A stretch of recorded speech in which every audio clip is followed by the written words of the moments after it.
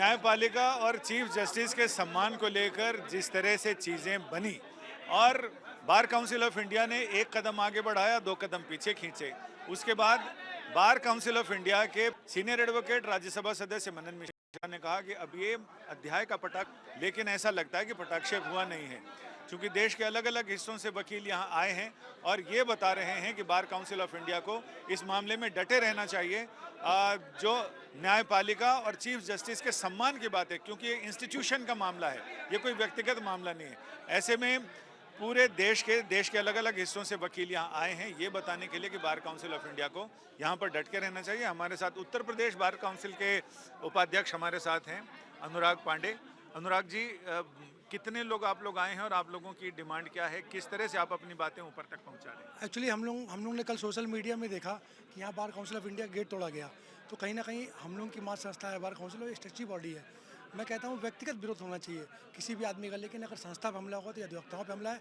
और जिस तरह कॉकरोच पार्टी ने कल यहाँ पे बोला कि एडवोकेट जो कॉकरोच है, लीगल कॉकरोच है, उसका हम सब विरोध कर रहे हैं। आज हम लोग करीब 500 से 1000 की संख्या में पूरे उत्तर प्रदेश का, पूरे इंडिया से एडवोकेट्स आए हैं और मनन जी से हमने समर्थन किया। हमने 2 मांगे अपनी रखी हैं।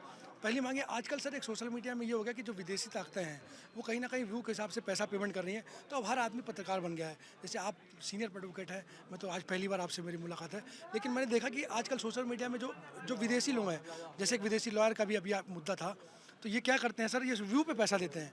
तो अब एडवोकेट के खिलाफ कुछ भी लिख दिए व्यू बढ़ जाएगा, उनको मतलब नहीं कंटेंट क्या है। तो आजकल लोग जानबूझ के नए नए पत्रकार उभर रहे हैं, चूँकि वो इनकी इनकम का साधन हो गया है। और पत्रकारिता और वकालत तो राजाओं को पैसा रही है, वकालत तो हमेशा रही है, और पत्रकार भी हमेशा अच्छे लोग पत्रकार। अब जो नया ट्रेंड आ रहा है, मैं इसका पूरा विरोध कर रहा हूँ। हमने मनन सर के सामने, हम पूरे उत्तर प्रदेश से आए थे, हमने ये मांग रखी कि चूँकि आप हमारे अध्यक्ष भी हैं और राज्यसभा के मेंबर भी हैं, तो सदन में एक ऐसा प्रस्ताव रखें कि कोई भी चीज़ अगर सोशल मीडिया पर चलती है उसका पेड, देखिए पैसा मिलता है तो उनका इनकम हो जाता है, तो उनका रोजगार होता है, उनको मायने रखता है वो किसी की, वो आज हमारी बेइज्जती करें, कल आपकी करेंगे। लेकिन अनुराग भाई, एक चीज़ जो हम लोगों ने देखी है कि ये पहला अवसर नहीं है कि बार काउंसिल ऑफ इंडिया ने अपने कदम पीछे हटाए हैं। जब विदेशी वकीलों और विदेशी लॉ फर्म्स को इंडिया में अलाउ करने का समय था, उस समय भी सरकार ने जब निर्णय लिया तो बार काउंसिल ऑफ इंडिया ने पहले इसका विरोध किया। बाद को पता नहीं क्या हुआ कि एकदम से यू टर्न ले लिया। तो आम वकील क्या सोचता है कि विदेशी फर्म, लॉ फर्म्स, विदेशी वकीलों को यहाँ अलाउ करना चाहिए, नहीं? क्योंकि बहुत सारे लोगों को लगता है कि डॉलर में पेमेंट आएगी तो बढ़िया है, लेकिन फिर यहाँ के वकीलों का क्या होगा? आप ये सोचिए कि उत्तर प्रदेश में नहीं, पूरे इंडिया की बात करता हूँ, इंडिया में 25 लाख से ऊपर रजिस्टर्ड एडवोकेट्स हैं। अगर बाहर की फर्में आएंगी तो जो हम लोग वकालत जो यहाँ पे कर रहे हैं कानपुर में, इसका क्या मतलब? दूसरा मतलब, मैंने अभी एक बात बोली सोशल मीडिया वाली, अगर आपने सुनी, तो जब यूएस से पेमेंट आएगी तो वकील पता नहीं क्या करेगा। इसको भी सोचिए ना कि वकालत एक राजाओं का पैसा। मैंने आपसे कहा हिटलर से बड़ा तानाशाह विश्व में कोई नहीं हुआ। हिटलर भी अगर डरा तो वकील से डरा। भारत का पहला प्रधानमंत्री, यूपी का पहला मुख्यमंत्री और भारत का पहला एडवोकेट था। और वकालत जो है वो हमेशा ऐसा राजाओं का पैसा रही है। अगर आप गौर करेंगे वकीलों का इतिहास अगर आप उठा करें, 1919 देश का सबसे बड़ा किसान नेतृत्व कौन कर रहा था? एक अधिवक्ता कर रहा था। तो आप समझिए अगर डॉलर में पैसा मिलेगा तो क्लाइंट को क्या ही पता है कि आप समझ लीजिए कि अमेरिका, या मैं किसी देश का नाम नहीं लूँगा, जो विदेशी ताकतें हैं जो भारत में सोशल मीडिया पैसा दे रही हैं, अगर आप गौर करिए तो आपके भी खिलाफ वो कल को कुछ लिखेंगी तो आप नहीं रोक पाएंगे, क्योंकि कानून में जब तक आप पता कर वो उनकी कंपनियां हैं। ये एक रोजगार जो नेत, मैं इसका विरोध कर रहा हूँ। जब इसका विरोध कर रहा हूँ तो उसका ऑलरेडी कर रहा हूँ मैं। तो इसके बाद आप लोगों का नेक्स्ट कोर्स ऑफ एक्शन क्या होगा? मनन मिश्रा को हाथ लगाएंगे, काट के फेंक देंगे, कोई भी होगा, किसी पार्टी को। मनन मिश्रा, हम सब मनन मिश्रा के हैं, मतलब ईमानदार सिपाही हैं, हम लोग कानून को जानते हैं। लेकिन मनन मिश्रा, आप समझिए, आज मनन पे हमला करेंगे, कल हम पे हमला करेंगे। बात समझिए, हमने किसी की बेल ली, अगर बेल नहीं होती है, यूपी के वकीलों को समझना चाहिए।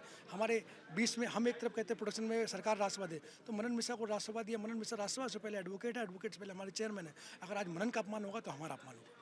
एक आखिरी सवाल, ये सुप्रीम कोर्ट में एक पिटीशन आई है जिसमें यह कहा गया कि मनन मिश्रा को जो अध्यक्ष हैं बार काउंसिल के, उनको हटाया जाए और उसको लेकर बहुत सारी स्पष्टता नहीं है उस एक्ट में, उसको किया जाए। और ये भी कहा गया कि समय से चुनाव हो और चुनाव के बाद ये तय किया जाए कि कोई भी व्यक्ति कितनी बार तक वो बार काउंसिल ऑफ इंडिया का अध्यक्ष बन सकता है, कूल ऑफ पीरियड क्या होगा, इन तमाम चीज़ों को स्पष्ट किया जाए। तो इस पे आप लोग आपने बहुत अच्छा क्वेश्चन पूछा। एक्चुअली जिन्होंने पिटीशन डाली, मुझको पता है, मुझको ऐसा लगता है, हो सकता है कि उनको बार एसोसिएशन और बार काउंसिल का फ़र्क ही नहीं पता। सब बार काउंसिल एक एक्ट है, एक्ट में कोई नियम बाउंड्री नहीं है। बार एसोसिएशन बायलॉज है, वो तुलना, जो वकील, अगर वो वकील है तो एक्ट और बायलॉज को तुलना एक साथ कर ही नहीं सकता है।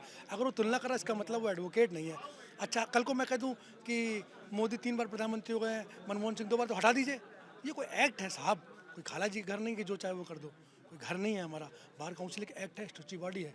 इसमें कोई भी अमेंडमेंट होगा लोकसभा राज्यसभा होगा। रही बात मनन मिश्रा की, तो मैं जानना चाहता हूँ कि मनन मिश्रा 14 साल से चेयरमैन है, तो ये दिक्कत अभी क्यों आई? इसको भी सोचने वाली बात है ना।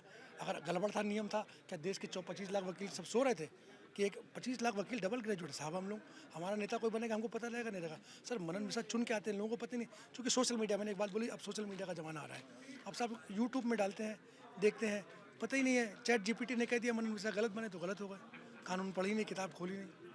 तो ये एक मतलब जो नई जनरेशन है, मैं भी, मेरा भी 2015 का स्टूडेंट है, मैं कोई चीज़ बोलने से पहले पढ़ता हूँ, सोचता हूँ, समझता हूँ। मैं बताऊँ, यहाँ पे हापुड़ के अध्यक्ष और महामंत्री आए हुए थे, मैंने हापुड़ में एक स्ट्राइक की, यूपी में सबसे बड़ी स्ट्राइक की मैंने हापुड़ में। जब मैं वहाँ बैठा तो मुझे पता चला, सोशल मीडिया में ये चल रहा था कि राजस्थान में प्रोटेक्शन लागू हो गया है, तो मैंने जब मुख्यमंत्री का घेराव किया तो मैंने कहा प्रोटेक्शन, तो मुझे एक हंसते हुए मुझे लगता कि कमी, जहाँ आपने कहा ना मनन मिश्रा ने एक ऑर्डर किया, तो गलती हर इंसान से होती है, मुझसे भी गलती हुई। मैंने हापुड़ में कहा राजस्थान में लागू या नहीं, जब मैंने पढ़ाई की तो पता चला कि हापुड़ में क्या, जब प्रोटेक्शन है जब भी लागू होगा तो पूरे देश में लागू होगा, वो किसी स्टेट में लागू नहीं होगा। तो ये सब बहुत सी भ्रांतियाँ हैं, क्योंकि अब हमने भी गलती की, अब इस गलती के लिए अनुराग पांडे इस्तीफा मांग लीजिए कि अनुराग पांडे कैसे मांग ली प्रोटेक्शन, ये तो गलती है ना सर। हो सकता है, देखिए जानकारी का अभाव होता है, मुझे नहीं पता था, क्योंकि सोशल मीडिया में मेरे दोस्त यार बोले कि लागू हो गया है, मैंने तुरंत राजस्थान के चेयरमैन चिट्ठी लिखी, वहाँ से लिख के आया कि लागू नहीं हुआ। फिर मैंने समझा बार काउंसिल एक्ट है, तो जो उन्होंने पीआई डाली उनसे मैं निवेदन करना चाहता हूँ हाथ जोड़ के आपके चैनल के माध्यम से कि वो प्रधानमंत्री को, राष्ट्रपति को, मुख्यमंत्री को, सबको हटाने की पीआई डाले। और मैं चीफ जस्टिस से भी निवेदन करना चाहता हूँ कि जब हम प्रोटेक्शन एक्ट की मांग करते हैं, जब हम प्रोटेक्शन एक्ट की मांग करते हैं, तब वो उसमें कहते हैं कि राज्यसभा लोकसभा हो, और जो ऐसी जो फालतू की पीआई पड़ती है उसको एंटरटेन करते हैं। तो अगर वो हम लोग के शुभचिंतक है, हम लोग भी कहीं ना कहीं, अगर उनकी इज्जत, हमारी इज्जत रहेगी तो उनकी भी रहेगी, उनकी रहेगी तो हमारी भी रहेगी। तो वो पहले प्रोटेक्शन एक्ट के मुद्दे पे नहीं बोलते हैं, एक महिला कोटा लेके आते हैं, उसमें अमिटमेंट नहीं करते, तो प्रोटेक्शन भी दे ही देना हम लोग को, हम लोग की मांग है, सबसे पुरानी मांग है हमारी। और मैंने तो अपने चुनाव में यूपी में सबसे ज़्यादा वोट मिला है, मैं यूपी में सबसे ज़्यादा आपके आशीर्वाद से, प्रदेश के वकीलों के आशीर्वाद से, यूपी के वकीलों से, मैं उत्तर प्रदेश में सभी वकीलों का धन्यवाद देता हूँ, उन्होंने सबसे ज़्यादा वोट दिया उत्तर प्रदेश में। यानी अभी फिलहाल ऐसा बार काउंसिल ऑफ इंडिया के चेयरमैन, सीनियर एडवोकेट और राज्यसभा सांसद मनन मिश्रा ने तो ये कह दिया कि अध्याय इसको समाप्त माना जाए। लेकिन जिस तरह से सोमवार को प्रेस कॉन्फ्रेंस भी होने वाली है और जो विरोध चल रहा है कि जिन लोगों ने यहाँ बार काउंसिल पर आकर प्रदर्शन किया, गेट तोड़े, वो भी मेरे ख्याल से लग रहा है कि ये चीज़ अभी आगे लंबी चलेगी, लंबी खींचेगी। कैमरामैन लोकेंद्र पांडे के साथ संजय शर्मा, दिल्ली, आज तक।